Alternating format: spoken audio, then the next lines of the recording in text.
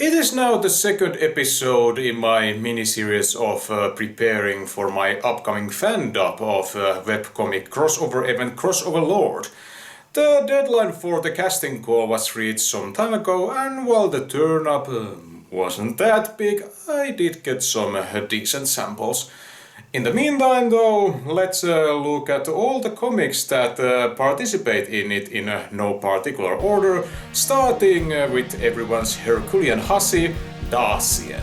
I can't pinpoint the series' exact first appearance, but the incarnation I'm talking about has been around at least since 2005 and is hosted on the Duck webcomics. This is perhaps the most well-known solo work from its writer/artist Neil Purcell, who is one of Crossoverlord's key contributors, and outside of webcomics hosts such media discussion podcasts as The Big Bad Movie Show and Patreon-exclusive Raving Hipster. At this point you must be wondering, what does Dasien mean anyway? Let's then go to her origin story, where a scientist comes up with an ability-enhancing virus vector named Dasien. That word is apparently German for existence, so is this comic's name the result of a spelling error?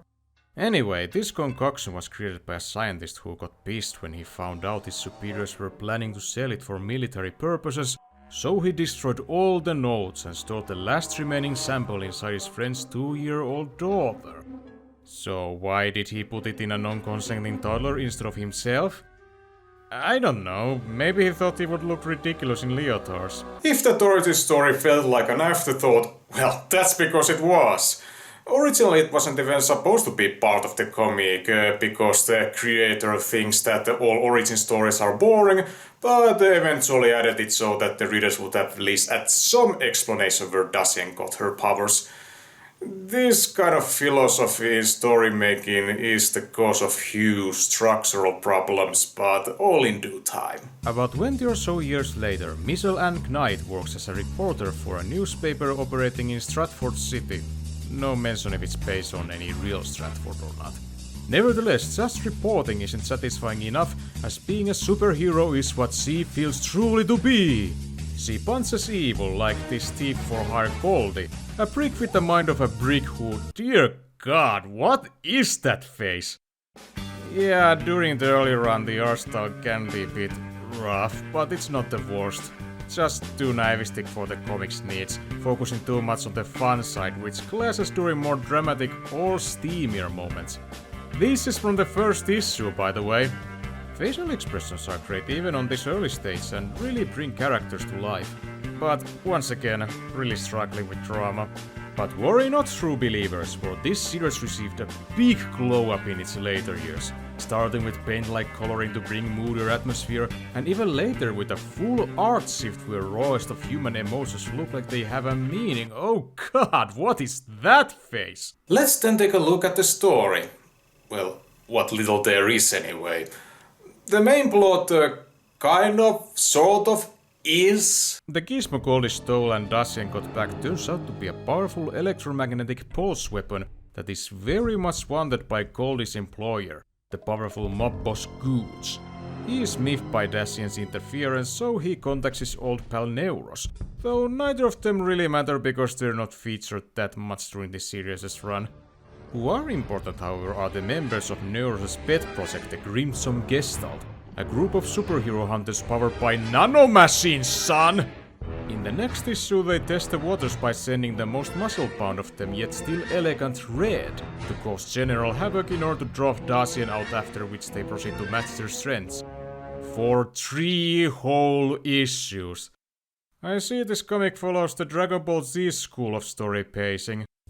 Outside of battles we follow the antics of Miss Knight's best pal Parkalun Bailey, a TV reporter who has an ongoing rivalry with another reporter, but that side plot is eventually phased out in favor of following her collaboration with the super team representative Marshall Brody in taking down Crimson Gestalt members and her turbulent love life. Oh, and she and the Crimson Gestalt leader Lord Crimson have a connection.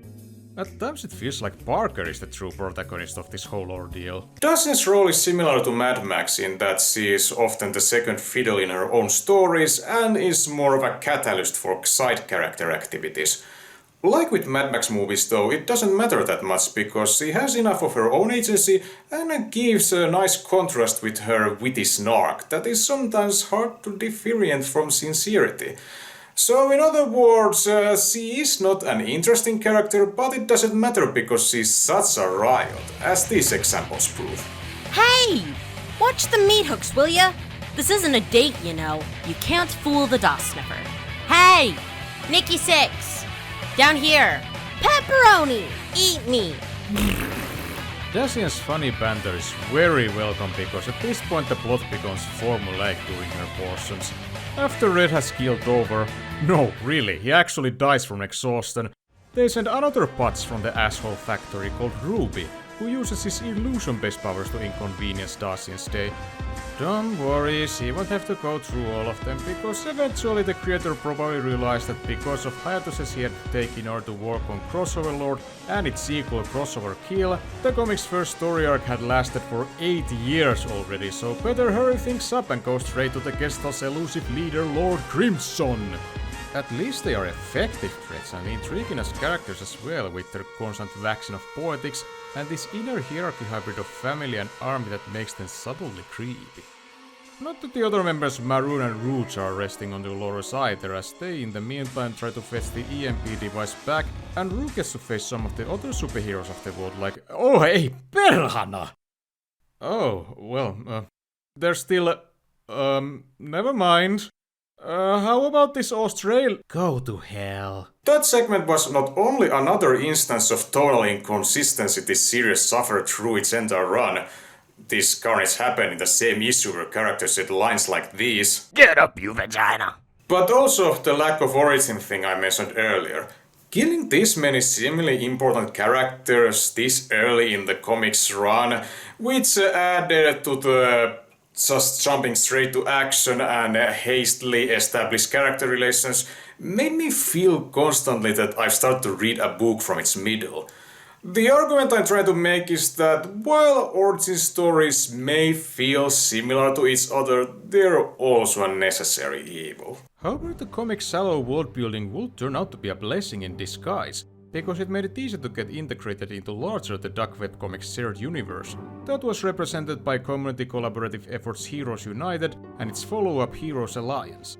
This became handy during Dasien's sometimes years-long hiatuses, as she would do guest appearances in other superhero comics, and during the last big hiatus she would have team-ups in her own comic. I think that's a brilliant idea for not only giving the audience something to read before the next big adventure, but also for making the comics world feel more living and breathing. Granted, the overwhelming majority of these short vignettes focus on comedy antics, but it's better than nothing. There is one exception. Her interaction with the Heroes United founder Energize, as it hints of tenderness between them. After all these innocent shenanigans, suddenly, issue number 11, alive in the black. 4 times bigger than anything before it, this is the final completed issue of the series, and the best was definitely saved for last. It wasn't intended to be the last one though. There are several unresolved plot threads, like the introduction of a brand new villain, Jaegergeist!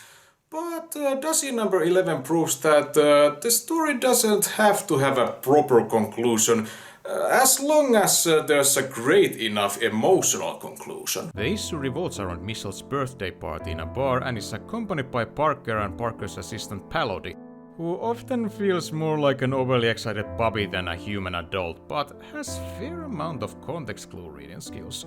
Anyway, after Michelle and Parker do what I'm sure is a killer rendition of Total Eclipse of the Heart by Bonnie Tyler, our hero gets news that leaves her absolutely wrecked. What comes next? Let's just say Dasien and Parker get to talk things out, going through both of their emotional turmoils. There's still humor to be found, but this time it's not distracting and instead supports the melancholy mood, giving it the taste of life. I won't reveal more than that, but trust me, it's a must-read, perhaps even a masterpiece. And with that, on the last day of 2017, Dasien ended over 12 years after its debut.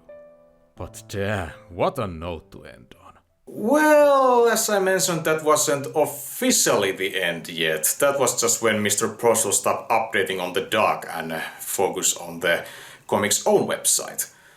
However, despite his best efforts, issue number 12 was never made because he couldn't come up with a script he was satisfied with. Yet it wasn't officially cancelled until 2021.